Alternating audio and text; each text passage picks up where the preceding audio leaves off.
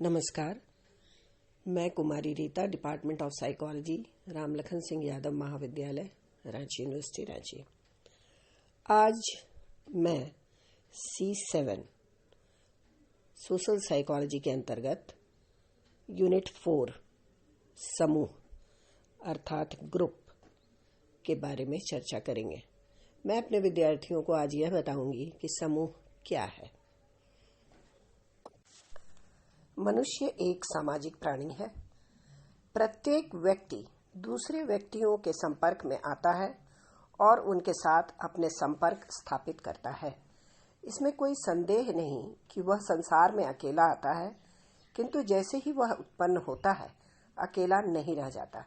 परिवार, समूह, समाज, समुदाय सब उसके सामाजिक वातावरण का निर्माण करते हैं। वह प्रत्युत्तर देता है और सामाजिक परिस्थितियों में जो उसे अनुभव होते हैं उनके द्वारा सीखता है। अतः व्यक्ति के ऊपर समूह का प्रभाव उसी दिन से पड़ने लगता है जिस दिन वह उत्पन्न होता है। अभी हम यहाँ पर यह जानने की कोशिश करेंगे कि समूह क्या है। समूह व्यक्तियों का एक संग्रह है जिसमें विभिन्न व्यक्ति सामाजिक संबंध एक दूसरे के साथ स्थापित करते हैं। समूह व्यक्तियों के द्वारा निर्मित होता है। सबसे प्रारंभिक प्रकार का समूह वह है जिसमें केवल 2 व्यक्ति होते हैं। ऐसे समूह के उदाहरण है पति या पत्नी का समूह, अध्यापक या विद्यार्थी का समूह इत्यादि। ऐसे भी समूह होते हैं जिनमें कि सैकड़ों या हजारों व्यक्ति सम्मिलित होते हैं। ऐसे समूहों के उदाहरण है मजदूर संगठन, राजनीतिक पार्टियां, आर्थिक समूह इत्यादि। यहाँ पर हम यह कह सकते हैं कि समूह का निर्माण व्यक्तियों के इकट्ठा हो जाने पर ही निर्भर नहीं है। यह एक ऐसे मेले में सैकड़ों हजारों व्यक्ति इकट्ठे हो जाते हैं, किंतु इसे हम समूह नहीं कहेंगे क्योंकि इसमें समूह की और कुछ मूल विशेषताएं नहीं पाई जाती है। एक समूह के अंतर्गत जो मूल विशेषताएं पाई जाती हैं वह है व्यक्तियों का इकट्ठा होना, पारस्परिक संबंध होना, स्थायी संबंध होना, प्रमाप होना और भी बहुत सारी विशेषताएं हैं जो हम आगे इसमें चर्चा करेंगे। इनका होना आवश्यक है एक समूह के निर्माण में। तो हमने जो विशेषता पहले बतलाया आपको, वो पहला था व्यक्तियों का इकट्ठा होना, कलेक्शन ऑफ इंडिविजुअल्स। प्रत्येक समूह में व्यक्तियों का इकट्ठा होना आवश्यक है। प्रत्येक समूह को निर्मित होने के लिए 2 या 2 से अधिक व्यक्तियों की आवश्यकता होती है। और दूसरा जो हमने बताया पारस्परिक संबंध, इंटरैक्शनल रिलेशनशिप। एक समूह के निर्माण के लिए पारस्परिक संबंधों की बहुत आवश्यकता है। पारस्परिक संबंधों से हमारा तात्पर्य यह है कि समूह का प्रत्येक सदस्य दूसरे की उपस्थिति से प्रभावित होता है या उसे प्रभावित करता है। एक मेले में इस प्रकार का पारस्परिक संबंध नहीं पाया जाता है, अतः इसे हम एक समूह नहीं कह सकते। पति पत्नी, पुरुष स्त्री, शिक्षक शिक्षार्थी, राजनीतिक पार्टी इत्यादि सब में इस प्रकार का संबंध पाया जाता है, इसलिए वह समूह निर्माण करते हैं। और तीसरी जो इसकी विशेषता है स्थायी संबंध, परमानेंट रिलेशनशिप। एक समूह में स्थायी संबंध होने चाहिए, यह बहुत ही आवश्यक है। जब व्यक्ति एक सिनेमा में या रेल के प्लेटफॉर्म पर या बस के अड्डे पर इकट्ठा हो जाते हैं तो उनका संबंध अस्थायी प्रकार का हो जाता है। जब सिनेमा समाप्त हो जाता है, जब यात्रा समाप्त हो जाती है तो संबंध टूट जाता है। अतः हम यह नहीं कह सकते कि यह एक समूह बन गया।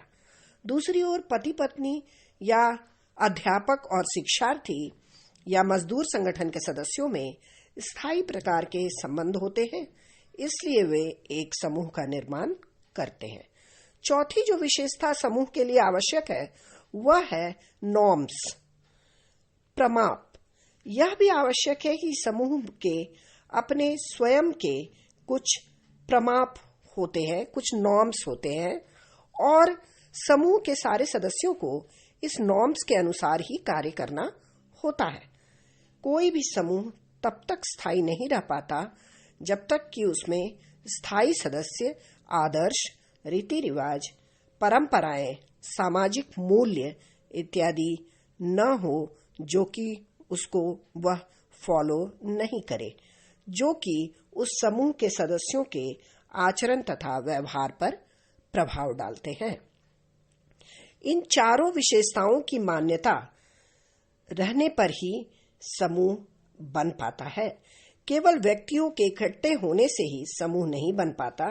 इसके अतिरिक्त केवल कुछ नियमों की मान्यता द्वारा ही समूह निर्मित नहीं हो पाता। उदाहरण के लिए, जब व्यक्ति प्लेटफॉर्म पर जाते हैं और जाते समय रेलवे के नियमों का पालन करते हैं, तब इससे यह तात्पर्य नहीं कि वह समूह का निर्माण कर रहे हैं। सब जानते हैं कि सफर करने के लिए उन्हें टिकट खरीदना है, उनका सामान अत्यधिक नहीं होना चाहिए, किंतु इन नियमों का पालन करने से ही समूह का निर्माण नहीं हो जाता, क्योंकि इन यात्रियों में पारस्परिक अंतःक्रियाएं नहीं होती हैं। रेलवे के कर्मचारी में भी रेलवे के नियमों का पालन करते हैं, किंतु वह भी एक समूह बनाते हैं, क्योंकि वे आपस में एक स्थायी प्रकार का पारस्परिक संबंध स्थापित कर लेते हैं। इस बात को भी याद रखना चाहिए कि व्यक्तियों का काफी समय एक साथ रहना, एक साथ इकट्ठा होना उन्हें एक समूह में बांध देता है। उदाहरण के लिए, एक मंदिर में कुछ व्यक्ति रोज प्रातःकाल इकट्ठे होते हैं। धीरे धीरे उनमें मित्रता स्थापित हो जाती है और एक निश्चित प्रकार के नियम एवं मूल्य इन इकट्ठे व्यक्तियों द्वारा निर्मित कर लिए जाते हैं।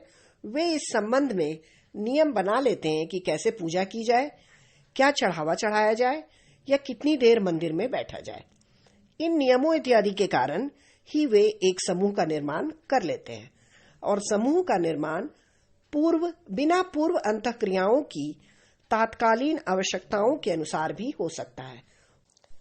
न्यूकॉम महोदय के अनुसार एक समूह भूमिका संस्थान भी होना चाहिए, रोल सिस्टम भी होना आवश्यक है। प्रत्येक व्यक्ति जो एक समूह बनाता है, उसे ऐसी भूमिका लेनी आवश्यक है जो कि समूह में उसकी स्थिति से संबंधित होता है। किसी भी व्यक्ति की भूमिका इस बात पर निर्भर रहती है कि इससे दूसरे व्यक्तियों के साथ किस प्रकार के व्यवहार करने की आशा की जा सकती है। एक माता का उदाहरण लेकर हम इस बात को स्पष्ट कर सकते हैं। एक माता अपने बालकों के प्रति, पति के प्रति, अध्यापक के प्रति तथा अनेक दूसरे व्यक्ति के प्रति कुछ भूमिका निभाती है। इन व्यक्तियों से यह भी आशा की जाती है कि वह माता के प्रति एक विशिष्ट प्रकार की प्रतिक्रिया करेंगे, किंतु कुछ अन्य व्यक्ति भी वातावरण में होते हैं जिनके साथ माता का कोई संबंध नहीं होता। अतः माता की भूमिका अपने परिवार के सदस्यों के साथ सहज रूप से संबंधित होती है और उन व्यक्तियों से बहुत ही कम संबंधित होती है जिनके साथ उनका कोई विशेष संपर्क नहीं होता है। वैसे ही जैसे कपड़े के जूते के थोक व्यापारियों के साथ उनकी भूमिका अपने परिवार के सदस्यों के अपेक्षाकृत कम नजदीकी की होती है।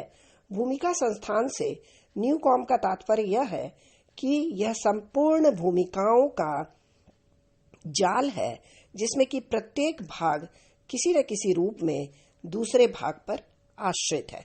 यदि किसी भाग में परिवर्तन लाया जाता है तो दूसरे भागों पर भी प्रभाव पड़ता है और संस्थान में रूपांतर हो जाता है। माता की भूमिका विभिन्न प्रकार से एवं विभिन्न मात्राओं में उसके संस्थान की दूसरी भूमिकाओं पर निर्भर रहती है।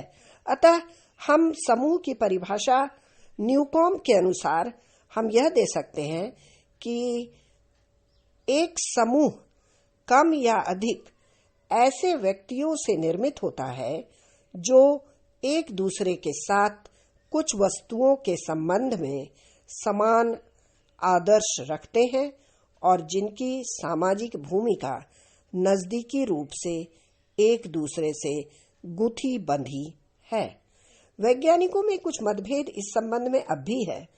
कुछ एक समूह से क्या समझते हैं, फिर भी समूह बनने के लिए 3 दशाओं पर सभी की सहमति बनी हुई है। यह 3 दशाएं समूह को परिभाषित कर देती है। पहली दशा तो यह कि व्यक्तियों के बीच आदान प्रदान होना चाहिए। इस दशा के पूरे होने में यह आवश्यक लगता है कि व्यक्तियों के बीच में आमने सामने का संपर्क हो। इस कारण यह भी कहा जा सकता है कि समूह में बहुधा व्यक्तियों की संख्या कम होती है। दूसरी समूह कहलाने की दशा यह है कि सदस्य यह भाव रखे कि वह आपस में संबद्ध है। इससे तात्पर्य यह है कि वह अपने आप को एक ऐसी इकाई के रूप में देखे जो दूसरे समूहों से भिन्न हो। यह आत्मचेतना का भाव हमेशा इस पर निर्भर रहता है कि सदस्यों के विश्वासों एवं अभिवृत्तियों में समानता हो और वह समूह के कुछ आदर्शों को मानते हों।